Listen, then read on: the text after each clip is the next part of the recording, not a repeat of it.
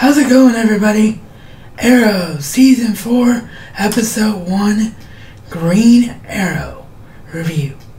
Today, on the Razman's Reality.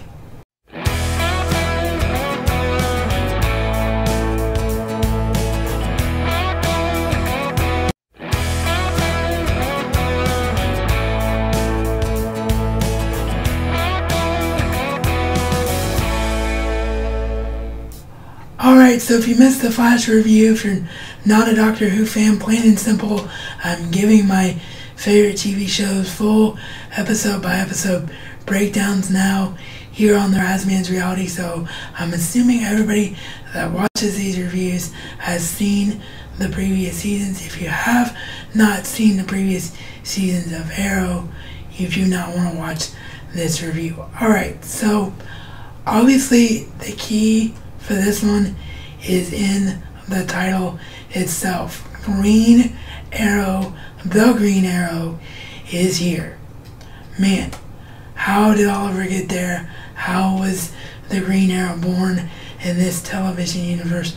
So much to get into, so much to cover. So this episode opens up with Oliver running through Greenbush, and we're like, oh, it's the island again. It's another island flashback. But it turns out that he was actually literally just running through some green bushes, because he was just running through the suburbs back to his home with Felicity in a really famous DC town, which right now I fully admit escapes my memory. So look for overlay right there in the video. If the ad is blocking it, just wait till it disappears and roll back. But there's the name of a town that they're living in, and they're just blissfully being a couple, living the life of, I was never a vigilante, I was never a hero, I was never even a billionaire's playboy son. This is exactly who I've always wanted to be. And Oliver is ready to propose to Felicity. We see a ring several times in the episode. Splash over to now Star City, officially named in memorial to Ray Palmer, who the city believes is dead and not just shrunk down from his atom powers at the end of last season. We see Speedy, the Canary, and what appears to be Guardian in action. That's what Diggle looks like in terms of thematically, but I don't know if they're actually going to call him Guardian or not, but that is completely who he looks like from the comics in the episode. They're in action. They're trying to stop a threat of what the city is calling Ghost, and eventually they're like, hey, we can't stop these guys. We need the Arrow. So behind Diggle's back, who obviously still doesn't want to work with Oliver because of the whole kidnapping Lila thing to stop Ross. Oliver is recruited, is what I was trying to get at, by Laurel and by Thea, who go to Oliver and Felicity's home to try to convince him to come back. He begrudgingly comes back, learns that Felicity has been secretly helping the team behind his back, because as much as she loves him, she does miss this. So that is addressed through the course of the episode. But the main meat, we could go on and make this review extremely long. We're not going to do that. I'm not going to make any of these reviews extremely long if I can help it. But the main meat of things, what pushes Oliver to finally accept that he misses enough of this life and the city needs enough of his help to come back to it, is that they realize that they are facing Damien Dark and Hive. And Oliver sees Damien Dark perform a mystical, magical property, which we're going to learn about how Oliver knows that exists in the flashbacks on the island this season, as Amanda Waller recruits him to be an Argus agent, and he's dumped back onto Leon Yu in the flashbacks right after Amanda Waller discovers him in his first attempts of being the Hood. So the flashbacks this year are going to be all about his first persona, the Hood. And that's the big difference. Thematically, the show is going to have separate arcs for the flashbacks and present day. They're going to be interwoven somewhat, but they're not going to be connected thematically like we've seen in the first 3 years of the Arrow TV show. So that's what's going on with that. Oliver says, oh my god, it's Damien Dark, and I know he's evil, but now he's mystical too. He's worse than a metahuman because he's using magic. I gotta become a hero. So they stop the first attack by Dark that they face together on the city.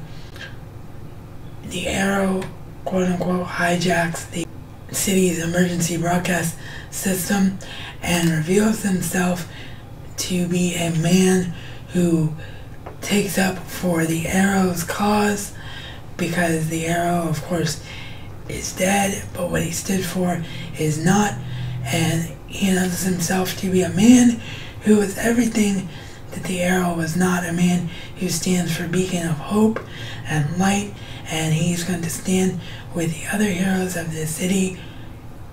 He is, I am, the Green Arrow.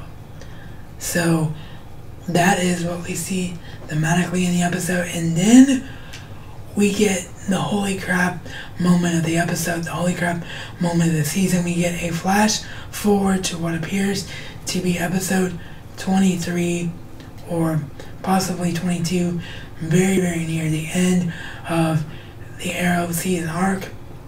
It is Oliver in front of a grave, full of regret, full of remorse, and a member of Team Green Arrow, or Team Green Arrow Diggle, because they'll be sharing responsibilities this season, because it's a whole different dynamic of every member of the team being equal now. But whatever you want to call the team, Team Green Arrow, Team Green Arrow Diggle has died. Who is it? We don't know. Nobody knows. The writers haven't even fully announced who they think is going to be, or who they say is going to be in the grave yet. But I don't think it's Felicity, because if it was Felicity, like my friend Charlie over on Emergency Awesome stated, he would be inconsolable. He would be just a mess. And in this flash forward, he didn't look thematically to be a complete mess. He looked more to be just full of regret. So what I think is going to happen is who is in that grave is going to be Quentin Lance. That's my guess, is it's going to be Quentin Lance, because Quentin actually let his darkness in. That's the theme of this season, is going to be letting the darkness in, because we see that he realized that he couldn't defeat Hive, and he's been secretly working with Hive this whole time, presumably in an effort to save his city and keep his city under control and save his family, but maybe just fully letting the darkness in. So Oliver, presumably, at least in my mind, from what we know, very little of what we know from the very first episode, is just really, really upset about the dark path that Quentin Lance took, and he's mourning him at his grave. So that is my guess. The only other options that make sense would be Felicity, but like I said, if it was Felicity, Oliver would be absolutely destroyed. So I think Felicity is too easy of a guess. I think she's too important of a character to this entire DC television universe to be gone. And I don't think it's Thea, because they did that last season. They quote unquote killed her and resurrected her last season. So the only other person besides Quentin Lance that makes sense to me would be Diggle himself, maybe Laurel, but again, I think Oliver would be more inconsolable and not just regretful. Not that he wouldn't be inconsolable for Diggle as well, but I think there's a difference between inconsolable and just sorrowful and regretful and realizing that you're going to have to kill a man to revenge someone's death. So I just don't think he was inconsolable enough for it to be Felicity. So my top two guesses are, as I say, Quentin Lance and Diggle. But it's so far off, we can only speculate because, as I said, Craig Berlanti and the producers and writers don't even know yet who it is. So you, my fellow members of Team Green Arrow, you let me know who you think it might be down below via the comments or via my social media. And as always, thank you for watching, and I will see you all next time.